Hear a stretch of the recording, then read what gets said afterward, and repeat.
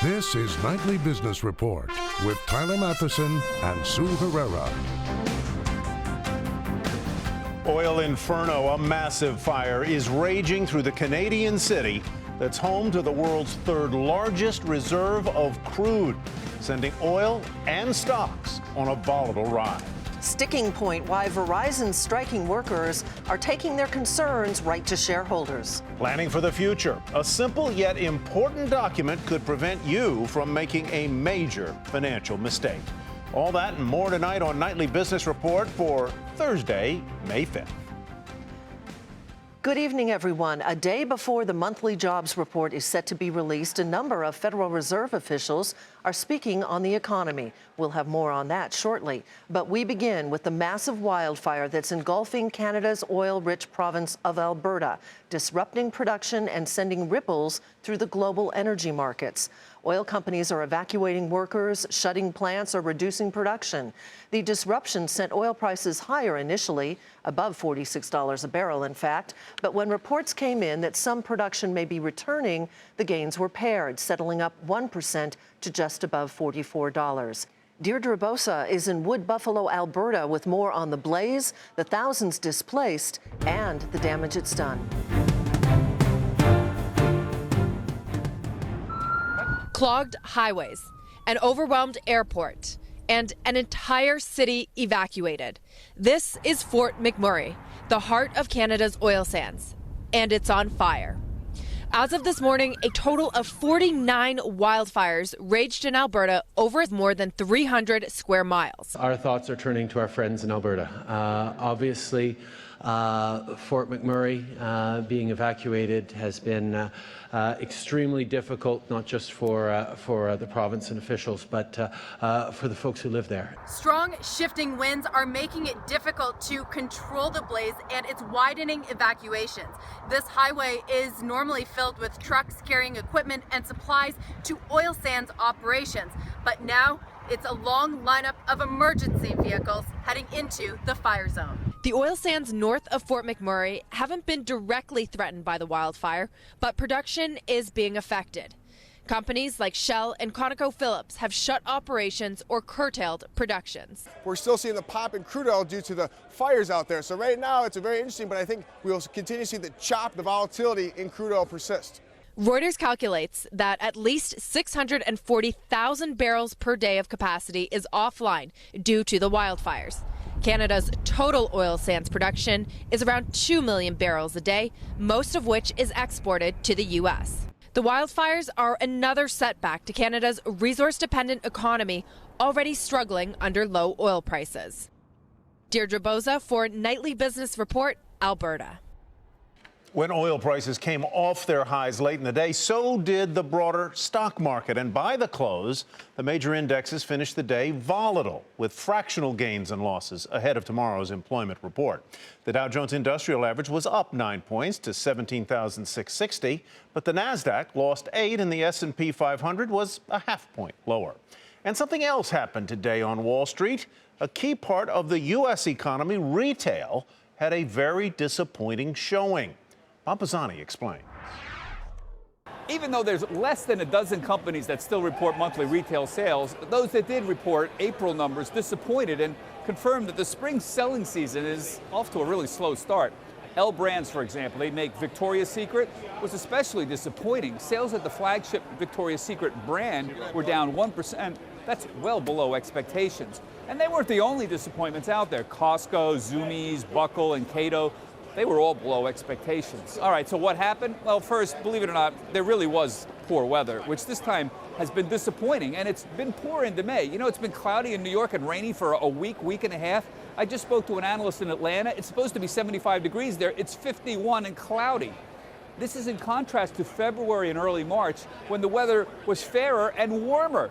It's likely some demand, therefore, was pulled forward. Then there is the continuing impact of that whole Amazon juggernaut, you know. One analyst estimated that Amazon will likely sell more than $10 billion in apparel this year. Now, one thing's for sure, there seems to have been a pickup in promotional activity and clearance markdowns in the second half of April. Now, the hope now turns to Mother's Day this Sunday. Yeah, that does matter, and it looks like the weather in the Northeast and Midwest is warming up. Let's hope that trend continues. For Nightly Business Report, I'm Bob Pisani at the New York Stock Exchange. To the economy now. Weekly jobless claims rose to a 5-week high, but they're still at historically low levels. The number of Americans filing for new unemployment benefits increased by 17,000 to a seasonally adjusted 274,000, a level consistent with a strengthening labor market. This comes one day before the monthly employment report for April. Forecasts call for a gain of 205,000 non-farm payrolls. The unemployment rate is expected to remain unchanged at 5%, and average hourly earnings are projected to increase 0.3%. The president of the San Francisco Federal Reserve today touted progress the American labor market has made. He also said earlier concerns about a global slowdown have dissipated somewhat. But John Williams wants the U.S. Central Bank to continue monitoring economic data to determine the path for interest rates. You look at the projections we made back in March, and typically people said, 2 or 3 rate hikes this year. I think that's a reasonable view, but, we'll be watching the data, making sure that Q1 blip or kind of a slowdown in GDP doesn't persist, watching things globally, making sure we're making the right call. I think that, we should stay on our basic strategy of gradually removing policy accommodation over the next couple of years, and that would involve some rate hikes this year. Another Fed official said he was undecided about whether interest rates should be raised next month, even though he believes the economy will likely rebound from that weak first quarter. I think we should keep the option open, but I'm very much at the moment sort of on the fence, and it will depend on how the data come in. Today we kind of have a disconnect between the growth numbers and the employment numbers, and clearly I'd also like to see inflation numbers continue to move in the right direction. You like Fed speak? We got Fed speak. St. Louis Fed President James Bullard, for his part, agrees that global headwinds are not as much of a concern as they had been, but that he remains undecided on the path forward for rates. We also have earnings. Dow component Merck saw its first quarter revenue fall short of analyst estimates, extending a 4-year decline in sales. The company citing disappointing results from some of its older drugs. But Merck is optimistic that growth from its newer medicines, including a hepatitis C treatment, will help revive sales. And that prompted the company to raise and narrow its earnings and revenue forecast for the year. Fellow Dow component Verizon hosted its annual shareholder meeting today amid one of the largest labor strikes of the past few years. And those striking workers made themselves heard to executives and investors. Jane Wells reports from the gathering in Albuquerque. What's disgusting? What is usually a boring affair, the Verizon annual meeting in Albuquerque, New Mexico, was suddenly breaking bad. You won't be subject to prosecution. Protesters from the union representing tens of thousands of striking workers on the East Coast descended on the Southwest as Verizon's second strike in 5 years entered its 4th week. If a company like this doesn't preserve good jobs, how are we going to have good jobs in the future in our country? The sticking point in stalled contract talks is Verizon's desire to move customer calls for service to call centers outside a local region. And workers fear this means shipping jobs out of the U.S. But they also came to the shareholder meeting with proposals on the ballot, like one which would force executives to hold till retirement 75% of the shares they get as compensation. It's a new standard that is emerging in corporate governance to make sure that executives have skin in the game so that they don't take excessive risks. That proposal failed. Another proposal would have required shareholder approval before giving executives severance packages nearly 3 times their annual pay. Shareholder Bill Donald loves Verizon management, but he still voted for that proposal. It's hideous what we pay these people, but, that's Wall Street. However, that proposal also failed, but the authors, a group of retirees, vow they will try again. We have just begun to fight. In fact, all the shareholder proposals were rejected, and the board was overwhelmingly reelected and their pay packages approved. Chairman and CEO Lowell McAdam thanked the striking employees who came to the meeting because they're also shareholders. They were inside. And he also said he was willing to settle the strike through negotiations or even mediation. Neither appears likely soon. For Nightly Business Report, Jane Wells, Albuquerque, New Mexico. Higher pay is one of the reasons why Verizon workers are striking, but compensation isn't just an issue at some big companies. Small business owners are grappling with it as well, as cities across the country are beginning to raise the minimum wage. Kate Rogers is here with us with more on the state of small business tonight. It is National Small Business Week. Good to see you, Kate, as always. Picking up on the minimum wage hikes. It's a big one for businesses, large and small. How worried are small business owners? Absolutely. Well, this is one of their top concerns. We've seen a huge trend over the past 2 years of large cities, big states like California and New York, Target, Walmart, a slew of companies raising their wages from anywhere to $9 to $15 an hour. That's a big, big concern, and it puts pressure on Main Street businesses that might not already be paying higher wages. You know, it makes them less competitive, and it puts pressure on them to start paying their workers more and more money. The issue here is that we're not seeing a lot of rhetoric on the campaign trail that'll make them feel any better. Donald Trump recently said he's open to doing more with the minimum wage, which is interesting, but no details there.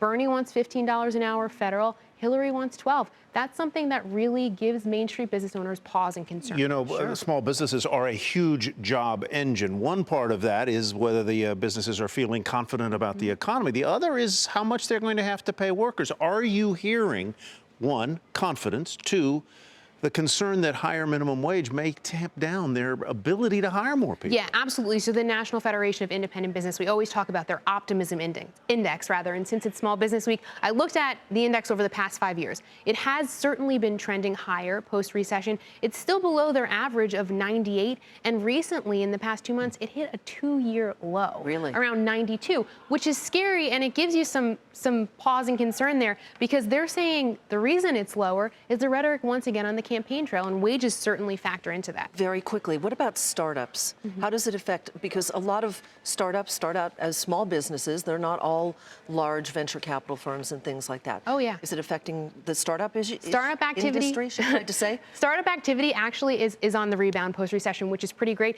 310 out of every 100,000 adults were starting new businesses each month in 2015. That's up from 280 out of every 100,000 in 2014 each month. So definitely good news there. Thanks, Kate. Thank you, guys. Kate Rogers. All right, still ahead, the importance of estate planning, how you can preserve your wealth for future generations.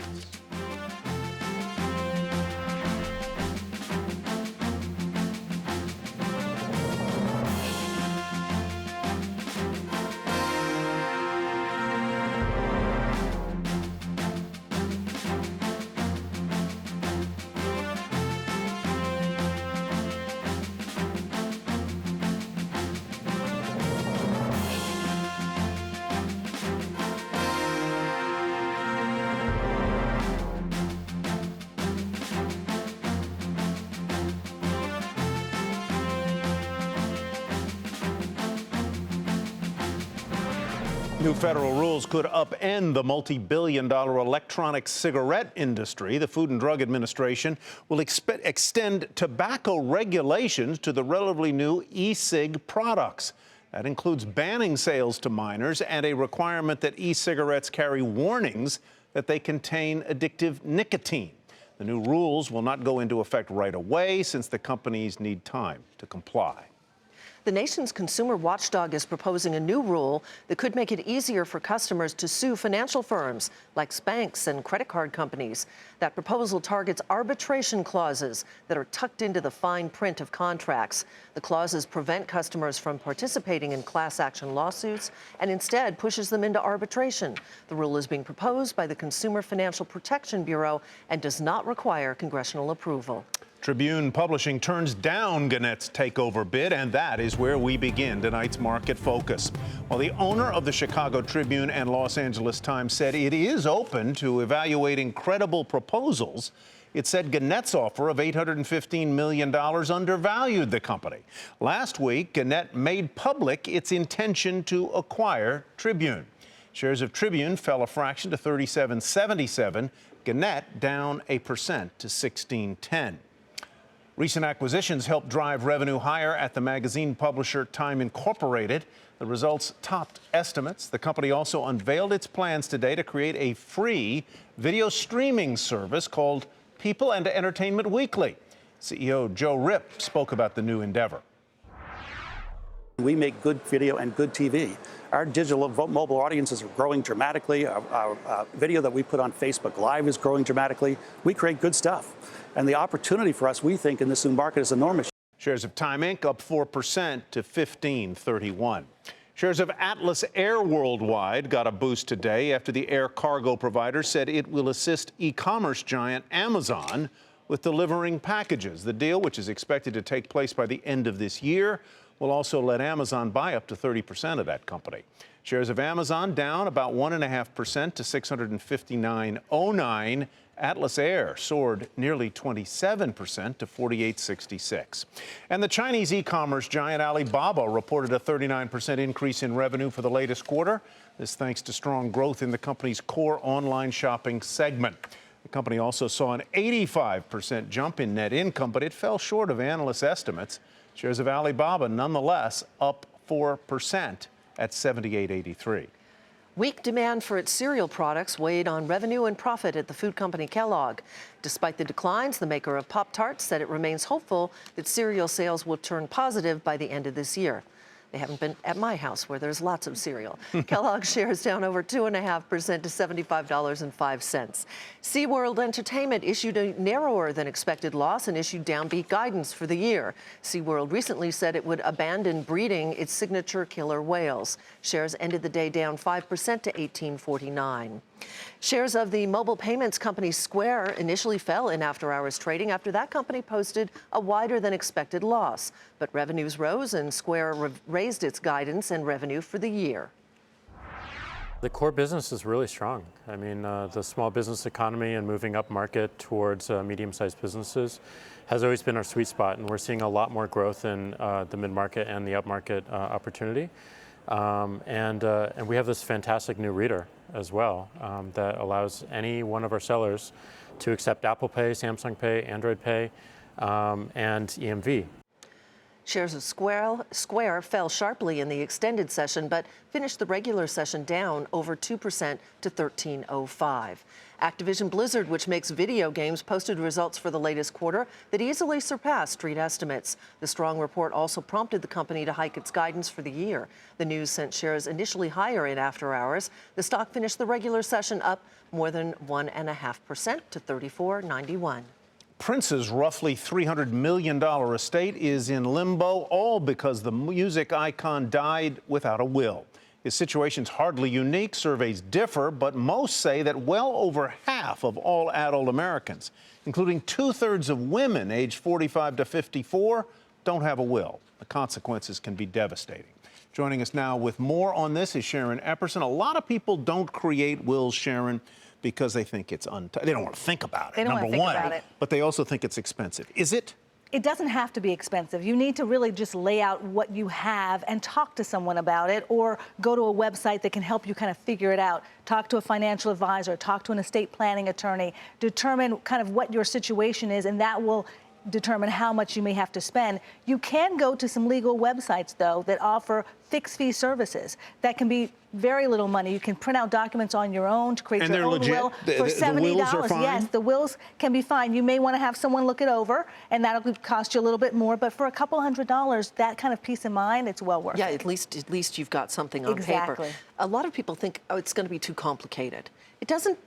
I mean, if you cover the basics, it doesn't have to be. If you cover the basics, it doesn't have to be. First thing that you need to do is just start out laying out what you have, including your debts, as well as the property and assets you have. And that can determine how difficult a will you will have, or how complicated, I should say, a will you will have. You need to figure out who you trust, who will be your executor. You need to designate that person. And also guardians, if you have children, of course, that's key. We know that. Updating beneficiaries is another very important part of estate planning, and making sure that your beneficiaries for your IRA, your retirement accounts, your insurance accounts match up with who you want in your will, because those documents actually will hold precedent over your will. So you want to make sure those names are the same. Oh, that's interesting. What other estate planning documents do I need? You want to have a living will. If you want life-sustaining treatment or not, you need to have that laid out in a legal document, a living will. Someone to make those medical decisions for you, a medical power of attorney, you need to designate that person, and also a durable power of attorney who will determine your and make your financial decisions, and this is if you're incapacitated and unable to do so. All these things are so important, and while people, as you said, are so afraid to talk about it, to think about it, this is the kind of legacy you want to leave, a legacy of financial stability, financial strength, and just letting your loved ones and know that you're okay, to your family, to charitable institutions you want to support as well. You want to have it all laid out there. You don't want them to have to deal with something complicated after you're gone. Absolutely. All right, Sharon, thank you very much. Sure. Sharon Epperson. All right, coming up, the Disney movie. It hasn't even opened yet in the U.S., but it's already a box office success.